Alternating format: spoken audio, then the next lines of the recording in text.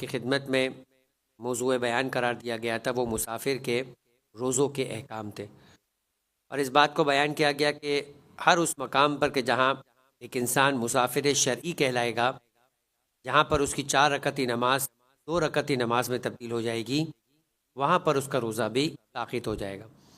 اس حوالے سے ایک مسافر کب مسافر شرعی بن سکتا ہے، اس بارے میں ہماری گفتگو جاری تھی۔ 8 شرائط ہے کہ اگر وہ کسی شخص میں جو سفر اختیار کر رہا ہے اس میں پائی جائے گی تو وہ مسافر شرعی بنے گا۔ اس کا خلاصہ اس اعتبار سے بھی ہے کہ ایسا نہیں ہے کہ ہر وہ شخص کہ جو کسی سفر پہ روانہ ہوتا ہے وہ مسافر شرعی کہلاتا ہے۔ لہٰذا بعض اوقات مسافر پر اگرچہ کہ بظاہر وہ مسافر اور سفر میں ہے اور ایسا لگ رہا ہے کہ شاید اگر مسافر ہے تو اس کی نماز قصر ہونی چاہیے، لیکن اگر شریعت سے سوال کیا جائے گا تو اس کا نماز جو ہے وہ عام حالات کی طرح مکمل اور پوری نماز ہی پڑھنا ہوتی۔ پہلی شرط یہ تھی اس سلسلے میں کہ وہ 44 کلومیٹر کا سفر کا ارادہ رکھتا ہو، اور سفر کی جو ابتدا ہے وہ اس کے شہر کے بارڈر سے ہوگی کہ جہاں سے وہ اپنے شہر سے باہر نکلتا ہے۔ گھر سے اس کا سفر شروع نہیں ہوگا، بلکہ اگر مثال کے طور پہ وہ شارجہ میں ہے تو شارجہ کی بارڈر پہ پہنچے گا، وہاں سے اس کے سفر کا آغاز ہوگا، اور یہ طے کیا جائے گا کہ آیا بارڈر سے لے کے سفر کر کے واپس آنے تک کل مجموعی سفر اس کا 44 کلومیٹر بنتا ہے یا نہیں بنتا ہے۔ دوسری شرط یہ تھی کہ ایسا نہیں ہے کہ وہ سفر کے درمیان جب چاہے اس بات کا ارادہ کر لے کہ میں 44 کلومیٹر کا سفر کروں گا، نہیں، جب سفر کی ابتدا کر رہا ہے اسی وقت سے اس کا ارادہ ہو، یعنی مجموعی طور پہ صرف سفر 44 کلومیٹر بن جائے اس کا کوئی فائدہ نہیں ہے۔ یہ بھی دیکھا جائے گا کہ جب اس نے سفر کا ارادہ کیا تھا اس ارادے سے اس کا 44 کلومیٹر کا سفر بنا ہے یا نہیں بنا ہے۔ لہٰذا اگر وہ شارجہ سے باہر جاتا ہے یا جس بھی جگہ سے سفر کر رہا ہے اپنے شہر سے باہر جاتا ہے، 15 کلومیٹر جانے کے بعد اسے ایک مرتبہ آگے بھی مزید سفر کرنا پڑتا ہے۔ ابتدا میں اس کا ارادہ اگر 44 کلومیٹر کا نہیں تھا، اب اگر وہ 10 یا 15 کلومیٹر کے بعد ارادہ کرتا ہے کہ میں 44 کلومیٹر کا سفر کروں گا، لیکن اس 15 کلومیٹر کو ملا کے 44 کلومیٹر بن رہا ہوگا تو یہ مسافر شرعی نہیں کہلائے گا۔ تیسری شرط یہ تھی کہ دوران سفر اپنے ارادے سے پھر نہ جائے، یعنی اگر 44 کلومیٹر کا ارادہ کیا ہے تو پھر پورے 44 کلومیٹر تک اس کے سفر کا ارادہ ہو۔ یہ نہ ہو کہ سفر کے ارادے سے نکلا 44 کلومیٹر مگر 15 کلومیٹر کے بعد اب کہتا ہے کہ میں مزید آگے نہیں جاؤں گا، اور اب اس نے اپنے سفر کو روک دیا۔ اب اگر وہ دوبارہ بھی سفر کرتا ہے اور وہ سفر اس کو ملا کر 44 کلومیٹر بنے گا، تب بھی یہ 44 کلومیٹر کا سفر نہیں کہلائے گا، کیونکہ راستے میں اپنے ارادے کو اس نے ترک کر دیا ہے۔ چوتھی شرط یہ تھی کہ جو یہ سفر کرنے والا ہے وہ جب سفر کرے تو وہ معصیت کا سفر نہ ہو، مطلب یہ کہ گناہ کا سفر نہ ہو، اور اس کی بڑی تفصیل کے ساتھ گزشتہ 2 دنوں کے اندر گفتگو ہو چکی۔ پانچویں شرط یہ تھی کہ دوران سفر وہ اپنے وطن سے نہ گزر رہا ہو۔ درمیان کے اندر میں نے کہا کہ یہاں پہ بڑی آسان ہے مثال دینا اور بات سمجھ سکتے لوگ کہ اگر وہ شارجہ میں رہتا ہے اور دبئی کا سفر کر رہا ہے، اور اگر وہ دبئی کا سفر 44 کلومیٹر کا نہیں کرتا ہے، پھر دوبارہ واپس شارجہ میں آتا ہے جو اس کی اقامت گاہ ہے، جہاں پر وہ وطن بنا کے یا کام کے طور کے اوپر یہاں پر اس علاقے کو اپنا ڈیسٹینیشن بنایا ہوا ہے، تو اب یہ اس کا سفر کٹ جائے گا۔ اب اگر وہ دوبارہ بھی دبئی جاتا ہے تو نئے سرے سے سفر ہوگا۔ ایسا نہیں ہوگا کہ پیچھے والے سفر کا وہ فرض کرے کہ بارڈر سے نکلا 30 کلومیٹر کا سفر کر کے آیا، پھر وطن سے نکلتا ہے واپس پھر 15 کلومیٹر کا سفر کر کے آتا ہے، تو بظاہر لگا کہ میں نے 45 کلومیٹر کا سفر کر لیا، لیکن چونکہ ایک مرتبہ وطن میں آ گیا تو اس کا سفر ختم ہو جائے گا۔ یا اسی طریقے سے جہاں پہ وہ 10 دن کے لیے رکا ہے، زیارت کے سفر پہ گیا، کربلا میں 10 دن کے لیے رکا ہے تاکہ اس کے روزے پورے ہو جائے، اب وہ کربلا سے نکلتا ہے مثال کے طور پر 15 کلومیٹر کے لیے اور پھر دوبارہ واپس آ جاتا ہے، تو چونکہ کربلا میں 10 دن کے اقامے کی نیت کی ہوئی ہے اور دوبارہ واپس کربلا میں آ گیا ہے، تو چونکہ اب اگر وہ اگلا سفر بھی کرتا ہے تو 10 دن جہاں پہ وہ مقیم ہے وہاں پر ایک بار آنے کے بعد اس کا سفر ختم ہو جاتا ہے، جب تک کہ وہ پراپر طور کے اوپر شہر کربلا سے باہر نکل کر ایک ساتھ 44 کلومیٹر کا سفر طے نہ کرے۔ مثال ہے کہ کربلا سے مثال کے طور پہ کوئی نکلتا ہے، اطراف کی کسی جگہ پر وہ کام کے لیے زیارت پر کے جاتا ہے اور وہ 44 کلومیٹر کا نہیں بنتا ہے علاقہ، تو پھر اس کی نماز جو ہے وہ قصر نہیں ہوگی اور وہ دوبارہ کربلا کے اندر آ جائے گا، اس کے 10 دن کا اقامہ بھی محفوظ رہے گا۔ کیونکہ یہاں ایک مسئلہ ہے، اس بات کا ذکر چونکہ اس اعتبار سے آگے تو بیان کر دیا جائے، لوگ زیارتوں پہ جاتے ہیں، یا مثال کے طور پہ یہیں پر آپ کے رشتہ دار آپ سے ملنے کے لیے آئے، ماہ رمضان ہے تو سوچا کہ 10 دن کے اقامے کی نیت کر لے تاکہ روزے جو ہے وہ ماہ رمضان کے اندر ضائع نہ ہونے پائے۔ لیکن اب جب وہ شارجہ میں آ گئے ہیں تو شارجہ سے باہر نکلیں گے، اگر وہ حد مسافت تک باہر نکل جائیں گے، یعنی 22 کلومیٹر یا اس سے آگے کا سفر کریں گے، تو اب شارجہ میں جو اقامت 10 دن کا کیا تھا وہ باطل ہو جائے گا۔ نئے سرے سے 10 دن اگر وہ رکیں گے تب آپ دوبارہ روزے رکھ سکتے ہیں، ورنہ یہ جو آپ کا 10 دن کا اقامہ تھا وہ اب ضائع ہو گیا۔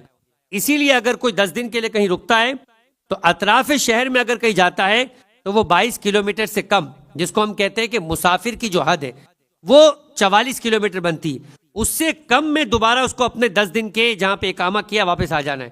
جہاں کہیں بھی اگر وہ دبئی سے نکلتا ہے، شارجہ سے نکلتا ہے اور دبئی میں 44 کلومیٹر کا سفر کر لے گا تو اب شارجہ دوبارہ آنے کے بعد وہ مسافر ہی بن جائے گا، اب وہ نہ آگے روزے رکھ سکتا ہے اور نہ ہی جو ہے وہ اپنی نمازیں پوری پڑھے گا۔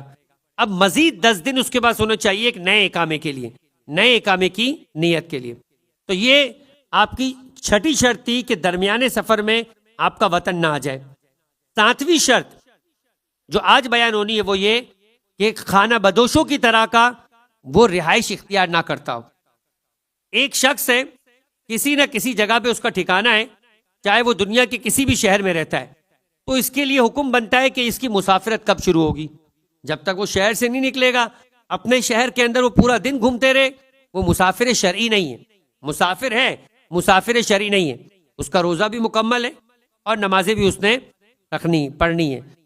لیکن اگر وہ شہر سے باہر نکلتا ہے تو پھر مسافرت کی بات ہوگی۔ خانہ بدوش کے لیے تو پوری دنیا ہی اس کا ملک ہے، پوری دنیا ہی اس کا شہر ہے۔ خانہ بدوش کا مطلب یہ ہوتا ہے، بچوں کے اعتبار سے سمجھایا جائے کہ پرانے زمانے کے اندر لوگ جہاں پانی دیکھتے تھے وہاں پہ اپنا پڑاؤ ڈال دیا کرتے تھے، جہاں پر سبزہ اور جہاں پہ زمین زرخیز نظر آئی وہاں پر انہوں نے اپنا خیمہ لگا دیا، اپنا گھر بنا لیا۔ کوئی بھی فکس ان کے لیے دنیا میں رہنے کی جگہ نہیں تھی، اس کو کہتے ہیں خانہ بدوش۔ خانہ بدوش کے لیے چونکہ کوئی شہر نہیں ہے، کوئی وطن نہیں ہے، لہٰذا اس کے لیے مسافر کے احکام نہیں ہے، اس نے پوری زندگی اپنی نماز پوری پڑھنی ہے اور روزہ بھی رکھنا ہے۔ اس کے بعد آخری اہم ترین شرط جس پر آج گفتگو رہے گی اور وہ ہے کثیر السفر، جس کو سمجھنا بہت ضروری ہے۔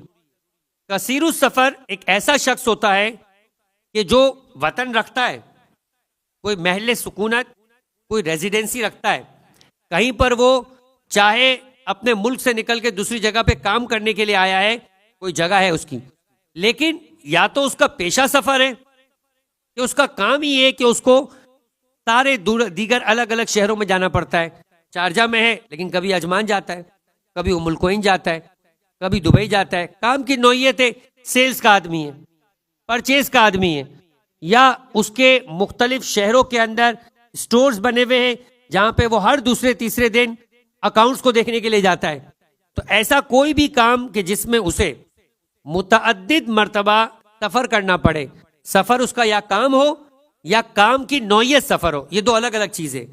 ایک شخص ہے کہ جس کا کام ہی سفر کرنا ہے، کیوں؟ مثال کے طور پر وہ ٹورزم کا جو ہے وہ بزنس کرتا ہے اور پورے یو اے ای کے اندر وہ ٹورزم کے چکر میں اپنے آنے والے ٹورسٹ کے ساتھ سفر کرتا ہے، یا ٹرک ڈرائیور ہے، شہروں کے درمیان بس چلاتا ہے، ٹرانسپورٹ کا کام ہے اس کا، یا مال بردار ہے، مطلب یہ کہ وہ سامان کو لے کر مختلف جگہوں کے اوپر چھوڑنے کے لیے جاتا ہے، کیری والے جس کو ہم کہا جاتا ہے۔ یہ شخص ہے کہ جس کا پیشہ سفر ہے، جس کا پیشہ سفر ہے، اور اسے لوگ یہ کہنا شروع ہو جائے کہ بھائی یہ جو شخص ہے وہ ڈرائیور بن گیا، کیونکہ کوئی بھی شخص ماں کے پیٹ سے تو ڈرائیور نہیں نکلتا۔ جب وہ اس پیشے کو اختیار کرے گا، ایک عرصے تک اس پیشے سے منسلک رہے گا، تب اس کے اوپر یہ عنوان آئے گا۔ جس دن سے اس کے اوپر یہ عنوان آ جائے، اب یہ شخص نمازوں کے اعتبار سے اپنی نمازیں پوری زندگی پوری پڑھے گا اور اپنے روزے بھی جو ہے وہ پورے رکھے گا۔ یہ دنیا میں کہیں چلے جائے کثیر السفر رہے گا۔ البتہ اس سلسلے کے اندر مراجع میں تھوڑا سا اختلاف ہے۔ آغا سیستانی کے یہاں پر بڑا مشہور ان کا فتویٰ ہے کہ اگر زندگی میں آپ پر کثیر السفر کا عنوان لگ جائے تو پھر ایسا شخص دنیا میں کہیں سفر کرے، اس کا روٹین کیا ہے؟ وہ شارجہ سے نکلتا ہے، دبئی میں اس کی جاب بھی 50 کلومیٹر پر ہے، 60 کلومیٹر پر ہے، وہ ڈیلی شارجہ سے نکلتا ہے، 60 کلومیٹر کا سفر کرتا ہے، 60 کلومیٹر واپس آتا ہے، 120 کلومیٹر کا سفر ہے۔ یہ شخص جس کی جاب بھی ایسی علاقے میں، یہاں رہتا ہے ابوظہبی جاتا ہے، الین میں رہتا ہے دبئی جاتا ہے، جس کا سفر ڈیلی بیسس پر اپنے شہر سے باہر 44 کلومیٹر سے زیادہ بنتا ہے، اس کو کہتے ہیں کثیر السفر۔ معیار کیا ہے اس کا سمجھنے کے اعتبار سے؟ کبھی ممکن ہے کہ ہفتے میں 5 دن ایسی جاب کرتا ہو، کوئی ہفتے میں 4 دن ایسی جاب کرتا ہو، ہفتے میں اس کو 4 دن جانا ہے، کوئی ایسا ہو کہ جس کو ہفتے میں 1 دن جانا ہے۔ ہفتے میں 1 دن جانے والا کثیر السفر نہیں ہے، لیکن ہفتے میں 3 دن کم سے کم اگر کسی کا ایسا سفر ہو تو وہ کثیر السفر ہے۔ مہینے میں 10 دن، کسی ہفتے میں 2 دن جاتا ہے، کسی ہفتے میں 3 دن جاتا ہے، مجموعی طور پہ مہینے کے 10 دن ایسا سفر کرتا ہے، تو ایسا شخص آغا سیستانی فرماتے ہیں کہ کثیر السفر ہے، اور کثیر السفر کے بعد اس کا روزہ بھی ہر حال میں رکھنا ہے اور نمازیں بھی ہر حال کے اندر اس کی پوری۔ اب یہ جو سفر ہے یہ اس کا صرف اپنے شہر سے دبئی جانا ہے، کبھی اتفاقی طور پہ گھومنے کے لیے یہ بندہ الین چلا گیا، ابوظہبی چلا گیا، عمرے کے سفر میں نکل گیا، اب کیا ہوگا؟ آغا خوئی فرماتے ہیں کہ ایسی صورت کے اندر جس جگہ کے لیے وہ کثیر السفر ہے اس سے ہٹ کر سفر کرے گا تو اس کی نماز قصر ہوگی اور اس کو روزہ بھی نہیں رکھنا ہے۔ آغا سیستانی فرماتے نہیں، اس پہ کثیر السفر کا سٹیمپ لگ گیا ہے، اب یہ دنیا میں کہیں کسی بھی نیت سے سفر کرے اس کا روزہ بھی پورا ہوگا، یعنی روزہ بھی رکھنا ہوگا، اور نمازیں بھی اس کو ہر سفر کے اندر جو ہے وہ پوری پڑھنی ہوگی۔ یہاں پر یہ فرق ہے، تو یہ کثیر السفر ہے یا جس کا پیشہ سفر ہے۔ اب ایسا شخص کہ جو کسی جگہ پر آتا ہے جس کا یہ سفر بن جاتا ہے، تو پھر فرماتے ہیں کہ اس کو ابتدائی طور پر جو کثیر السفر ہے وہ 2 ہفتے تک احتیاط کرے گا۔ کسی بھی جگہ ہے، آج سے طے ہو گئی کہ جاب میری ایسی جگہ پر ہے، کہا 2 ہفتے تک اسے احتیاط کرنی ہے۔ احتیاط کا مطلب کیا ہے؟ اسٹارٹ کے 2 ہفتے میں اس کو اپنی نماز قصر بھی پڑھنی ہے، پوری بھی پڑھنی ہے، روزے رکھنے بھی ہے، اور ماہ رمضان کے بعد قضا بھی کرنی۔ اگر وہ 6 مہینے تک اس طرح کا سفر کرنے کا ارادہ رکھتا ہے اور 1.5 سال تک اس طرح سے وہ سفر کرے گا، ان 2 شرطوں کے ساتھ وہ کثیر السفر بنے گا۔ اتفاقی طور کے اوپر مثال کے طور پہ کسی مہینے میں 10 دن سفر اس طرح سے بن جائے تو وہ کثیر السفر نہیں ہوتا۔ یہ کام کرنے کا 6 مہینے تک مسلسل ارادہ ہو اور 1.5 سال تک وہ اس طریقے سے کسی جگہ پہ رہے گا کہ جس جگہ سے اس کا سفر بنے گا، تب وہ کثیر السفر بنے گا اور کثیر السفر کے احکامات جاری ہوں گے۔ اب اسی کے ساتھ گفتگو کے اندر 2 ایک مسائل بیان کر کے ہم مسافر کی شرائط کے بیان کو مکمل کریں۔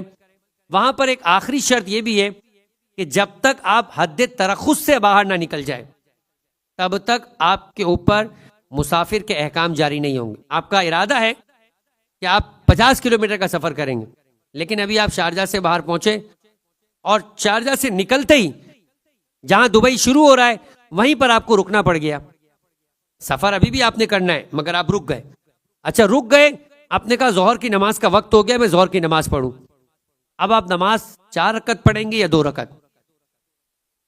اور اسی طریقے سے اگر وہیں پر آپ مسافر نہیں ہیں، یعنی آپ مسافر ہیں لیکن ابھی حد ترخص پہ آپ بیٹھے، آیا آپ روزہ افطار کر سکتے یا نہیں؟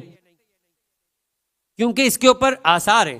بہت سے لوگ ہیں، میں نے یعنی پہلی اپنی گفتگو میں کہا کہ ایک شخص ہے وہ ظہر سے پہلے سفر اختیار کرنا چاہتا ہے، وہ ظہر سے پہلے سفر کرتا ہے، مثال کے طور پہ اسے شارجہ سے کراچی جانا ہے، تو اگر وہ شارجہ ہی میں موجود ہے اور ابھی ظہر نہیں ہوئی ہے، فجر ہو چکی ہے، اس کو روزہ رکھنا ہے۔ کب تک روزہ رکھنا ہے؟ جب تک کہ وہ اپنے پلین میں نہ بیٹھ جائے۔ اچھا صرف پلین میں نہ بیٹھ جائے؟ نہیں، پلین چلنا نہ شروع کر دے، صرف پلین چلنا شروع کر دے اور آپ کے پاس ایئر ہوسٹس پانی لے کر آ جائے، آپ پانی پی لیں گے؟ نہیں، ابھی بھی پانی نہیں پی سکتے۔ آپ پانی رکھ سکتے، پی نہیں سکتے، ارادے آپ کے اچھے نہیں ہیں، لیکن پھر بھی آپ پانی رکھ سکتے، ابھی پانی پی نہیں سکتے۔ آپ کی نیت ہے کہ ٹھیک ہے شریعت نے مجھے مسافر کا عنوان دے دیا ہے، ابھی نہیں دیا ہے، آپ ابھی بنیں گے مسافر جب تک آپ کا پلین اڑے نہیں اور اتنا بلندی بھی نہ چلے جائے کہ نیچے سے اب آپ کو شارجہ نظر نہ آئے، تب تک اگر اس سے پہلے یعنی ابھی تک آپ روزے دار ہیں، شریعت کی نگاہ میں ابھی آپ پر روزے کے احکام نہیں آئے، آپ پلین میں بیٹھے روزے دار ہیں، شریعت کی نگاہ میں آپ ابھی تک وہ مسافر شرعی نہیں بنے جب تک کہ آپ کا جہاز اڑے اور اتنا اوپر بلندی پہ چلے جائے کہ اب آپ کو شارجہ نظر نہ آئے. تو ہوا میں جانے والے کے لیے اگر وہ بلندی کا سفر کرتا ہے اور نیچے سے شہر نظر آنا ختم ہو جائے تو اس کا حد ترخص ختم ہو جاتا ہے. اب یہاں سے مسافر کے احکام ہے. اب جو آپ نے پانی لیا ہے آپ اس پانی کو پی سکتے ہیں کیونکہ اب آپ مسافر بن چکے. لیکن اگر آپ پانی نہ پیے، کیوں؟ اس لیے کہ آپ کو معلوم ہے کہ میں کراچی میں اتر جاؤں گا دوپہر ہونے سے پہلے، ظہر ہونے سے پہلے 11 بجے، اور اگر 11 بجے تک میں نے مبتلات روزہ انجام نہیں دیا تو کراچی میرا وطن ہے. آپ دوبارہ نیت کریں گے اور روزہ رکھیں گے. یہ حد ترخص ہوا میں جانے والے کے لیے. اب اگر آپ فلائٹ آپ کی دبئی سے ہے تو اس کا مطلب ہے کہ آپ شارجہ میں رہ رہے ہیں، شارجہ سے باہر نکلے ایئرپورٹ پہنچے، ایئرپورٹ جس جگہ پر ہے وہاں سے آپ نے دیکھا ابھی بھی آپ کو شارجہ نظر آ رہا ہے. چاہے حد ترخص کی نشانی یہ کہ کوئی شخص وہاں کھڑا ہو بارڈر پہ آپ کو نظر آئے، وہاں اذان ہو رہی ہو آپ کو آواز آئے، یا آپ پیچھے پلٹ کے دیکھیں تو آپ کو شارجہ کے مقام پہ جو اس کے اختتام پہ بلڈنگ ہے وہ نظر آئے. اب یہ بلڈنگ وہ برج خلیفہ جیسی بلڈنگ نہیں ہو جو دبئی سے نکلنے کے، یو اے ای سے نکلنے کے بعد بھی نظر آتی. عام جو بلڈنگز ہوتی ہے وہ آپ کو نظر آ رہی ہے.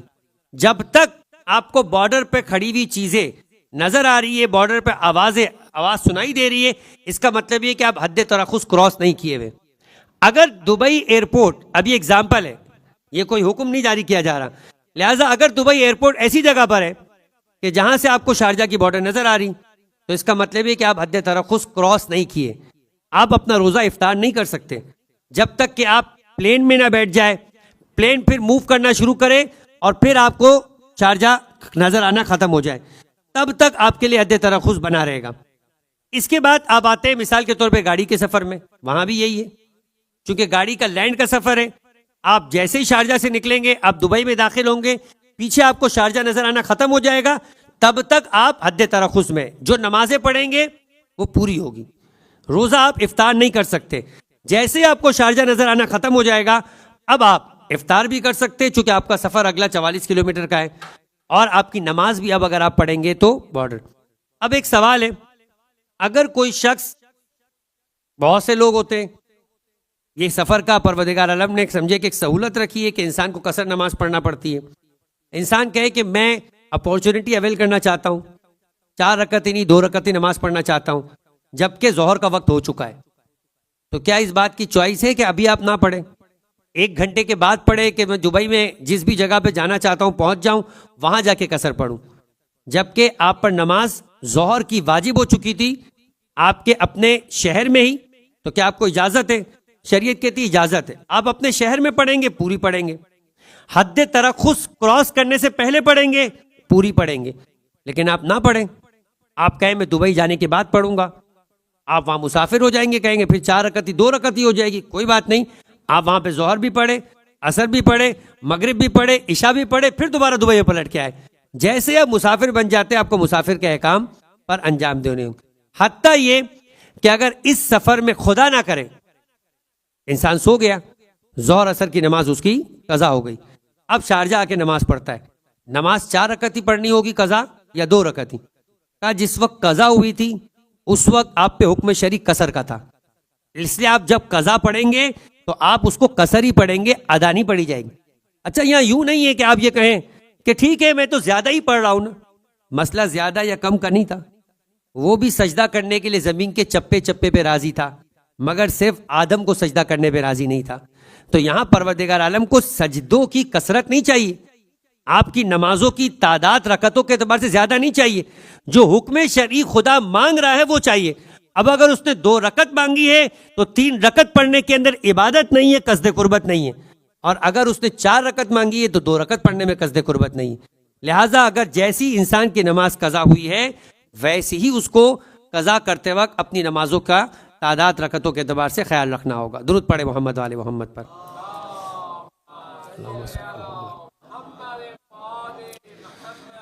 اب یہ شرائط کی چونکہ بات کی جا رہی تھی، اب آپ واپس پلٹتے ہیں. دیکھیں حد ترخص کے اعتبار سے ایک بات بیان کر کے آج کی گفتگو تمام. حد ترخص کس کے لیے بنتا ہے؟ اس شخص کے لیے بنتا ہے کہ جس کا کوئی شہر ہوتا ہے، جس کا کوئی وطن ہوتا ہے. مثال کے طور پہ آپ چاہے یہاں پر آئے، اب آپ بھی شارجہ میں ہیں میں بھی شارجہ میں ہوں، شارجہ میرا وطن نہیں ہے، میری کام کی مستقل جگہ نہیں ہے، میں یہاں 10 دن رکوں گا تو میرے لیے نمازیں جو ہے وہ پوری ہوگی اور روزے رکھنے کی اجازت ہوگی۔ آپ یہاں پر کام کر لے کے آئے ہوئے ہیں، اس لیے آپ نے اقامت گاہ بنائی ہے، یا آپ نے اس کو وطن بنا لیا ہے اس لیے آپ کی نمازیں پوری اور آپ کو روزے رکھنے کی اجازت ہے، یہاں پہ رکھنے ہیں آپ کو۔ آپ بھی سفر کرتے ہیں، میں بھی سفر کرتا ہوں، ہم دونوں کے سفر میں فرق ہے۔ آپ جب سفر کریں گے تو آپ کو شہر سے نکلنا ہے، حد ترخص تک پہنچیں گے تو اگر آپ کا 44 کلومیٹر کا سفر ہے تو مسافر کے عنوان سے آپ آئیں گے۔ لیکن اگر جو 10 دن رکنے والا ہے یا 10 دن نہ بھی رکے، وہ 3 دن رکنے والا ہے، اس کے لیے کسی بھی ایسی جگہ کو جو اس کا وطن نہیں ہے، اس کا سفر اس کے گھر سے نکلتے ہی شروع ہو جاتا ہے۔ تو یہ فرق ہوتا ہے۔ لہٰذا اگر کوئی 10 دن رکنے والا ہے اور آج 10 دن اس کے مکمل ہو گئے، اب وہ کہتا ہے کہ میں جا رہا ہوں، مثال کے طور پہ دبئی جاؤں گا، 3 دن رکوں گا، 2 دن جاؤں گا عجمان رکوں گا، تو جیسے ہی وہ شارجہ سے اپنی بلڈنگ سے نکلے گا اس کا سفر شروع ہو جائے گا۔ اب اس کے لیے حد ترخص کا مسئلہ نہیں ہے، ان کے لیے جیسے ہی وہ اپنے سفر کو شروع کرتا ہے، ظہر سے پہلے سفر شروع کرتا ہے، اس کا سفر شروع ہے، اس پہ روزہ ساقط ہو جائے گا۔ نماز اگر پڑھے گا تو قصر پڑے گا، لیکن جو شارجہ میں رہنے والا ہے وہ شارجہ کی بارڈر سے نکلے گا، حد ترخص کراس کرے گا تو پھر اس کے بعد بنے گا۔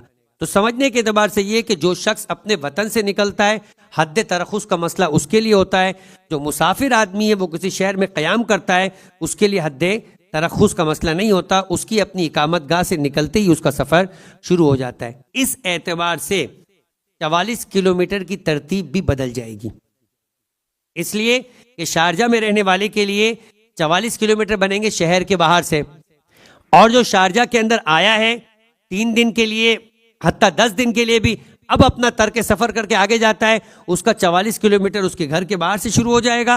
ممکن ہے کہ آپ کا 44 کلومیٹر بنے دبئی کی بارڈر سے 22 کلومیٹر کے بعد، اور ایسے شخص کا دبئی سے 10 کلومیٹر کے بعد تک 44 کلومیٹر پورے ہو چکے ہو۔ تو ان مسائل کی باریکیوں کو اس اعتبار سے سمجھنا ضروری ہے تاکہ حکم شرعی ہمارے سلسلے کے اندر واضح ہو اور اس کے مطابق عمل کیا جائے۔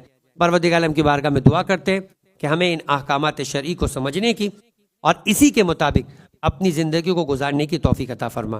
وما علینا الا البلاغ۔ ایک سوال پوچھا گیا تھا، ان کا جواب بھی دے دیا جائے۔